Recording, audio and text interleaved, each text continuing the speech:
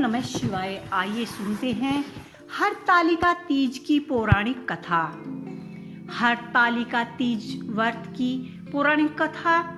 यह हरतालिका तीज व्रत कथा शिव जी ने ही माँ पार्वती को सुनाई थी।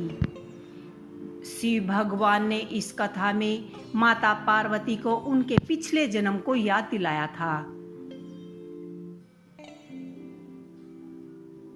पिछले जन्म में तुमने मुझे पाने के लिए बहुत ही छोटी सी उम्र में कठोर तपस्या की, घोर तपस्या की, और तुमने ना तो कुछ खाया और ना ही पिया, बस हवा और सूखे पत्ते चबाकर ही जला देने वाली धूप में तुमने घोर तपस्या की। जला देने वाली गर्मी हो या कपा देने वाली ठंड, तुम नहीं हटी, डटी रही। बारिश में तुमने जल नहीं पिया। तुमने इस हालत में भी देखकर तुम्हारे पिता दुखी थे। उनको दुखी देखकर नारद मुनि आए और कहा कि मैं भगवान विष्णु के भेजने पर यहाँ आया हूँ। वह अब आपकी कन्या से विवाह करना चाहते हैं। इस बारे में आपकी क्या राय है, मैं जानना चाहता हूँ। नारद जी की बातें सुनकर उसके पिता बोले, अगर विष्णु भगवान यह चाहते हैं तो उन्हें कोई आपत्ति नहीं, परंतु जब तुम्हें इस बात के बारे में पता चला तो तुम दुखी हो गए। तुम्हारी एक सहेली ने तुम्हारे दुखी होने का कारण पूछा तो तुमने कहा कि मैंने सच्चे मन से भगवान शिव का वर्ण किया है, किंतु मेरे पिता ने मेरे विवाह के साथ विष्णु के साथ तय कर दिया है। मैं विचित्र धर्म संकट में हूँ। अब मेरे पास प्राण त्यागने के अलावा कोई दूसरा बचाव का उपाय नहीं है। तुम्हारी सखी बहुत ही समझदार थी। उसने कहा कि प्राण छोड़ने का यह कारण ही क्या है। संकट के समय धैर्य से काम लेना चाहिए। भारतीय नारी के जीवन में समर्थता इसी में है कि जिससे मन से पति रूप में एक बार वर्ण कर लिया, जीवन प्रयत्न उसी से निर्वह करे। मैं तुम्हें घन घोर वन में ले चलती हूँ, जो साधना स्थल भी है और जहाँ तुम्हारी कोई खोज भी नहीं कर पाएगा।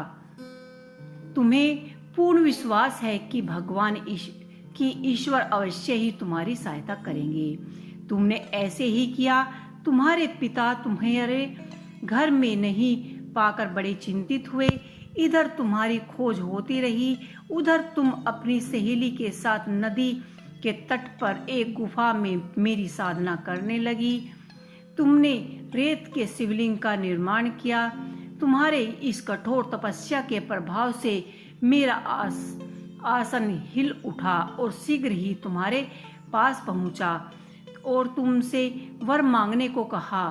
तब आपने तपस्या को भूलकर मुझे अपने समक्ष पाकर तुमने कहा कि मैं आपको सच्चे मन से पति रूप में वर्ण कर चुकी हूँ।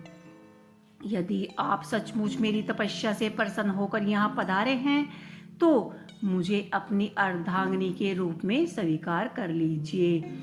तब तथास्तु कहकर मैं कैलाश पर्वत लौट गया। उसी समय गिरिराज अपने बंधु बांधवों के साथ तुम्हें खोजते हुए वहां जा पहुंचे। तुमने सारा वृत्तांत बताया और कहा कि मैं घर तो तभी जाऊंगी अगर आप महादेव के साथ मेरा विवाह करेंगे। तुम्हारे पिता ने मना किया और उन्होंने हमारा मान गए और उन्होंने विवाह की स्वीकृति दे दी। उन्होंने हमारा विवाह करा दिया।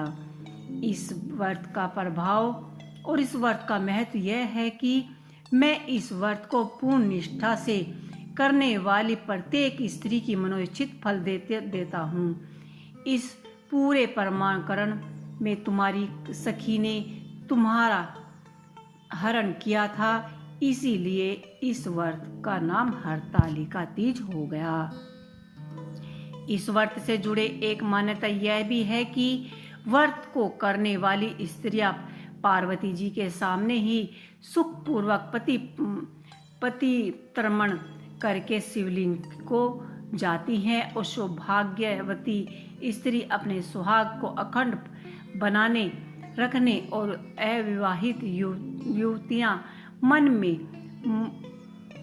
मन के मुताबिक वर पाने के लिए हरतालिका तीज का व्रत करती हैं। तो इस दिन व्रत करने वाली स्त्रियां पूरा 16 श्रृंगार करती हैं। पूजन के लिए केले के पत्ती से मंडप बनाकर गौरी शंकर की प्रतिमा को स्थापित करती हैं। इसके साथ ही पार्वती जी को सुहागन का सारा सामान चढ़ाती हैं। रात में भजन कीर्तन करते हुए जागरण कर 3 बार आरती की जाती है और शिव पार्वती की कथा भी सुनी जाती है। इस व्रत के व्रती को शयन का निषेध है, इसके लिए उसे रात्रि में भजन कीर्तन के साथ रात्रि जागरण भी करना पड़ता है। प्रातः काल स्नान करने के पश्चात श्रद्धा एवं भक्ति पूर्वक किसी शुभ पात्र सुहागन महिला को श्रृंगार सामग्री, वस्त्र, खाद्य सामग्री, फल, मिष्ठान एवं यथावत शक्ति आभूषण का दान करना चाहिए। रेत के शिवलिंग बनाते हैं तो उनका जलाशय में विसर्जन किया जाता है और खीर खाकर व्रत को संपन्न किया जाता है और सभी सुहागनाएं अपने लंबे सुहाग की उम्र के लिए यह व्रत धारण करती हैं। तो ये थी हरतालिका तीज की व्रत कथा। आपको ये हरतालिका तीज की व्रत कथा कैसी लगी मुझे कमेंट बॉक्स में लिख के अवश्य ही बताइएगा।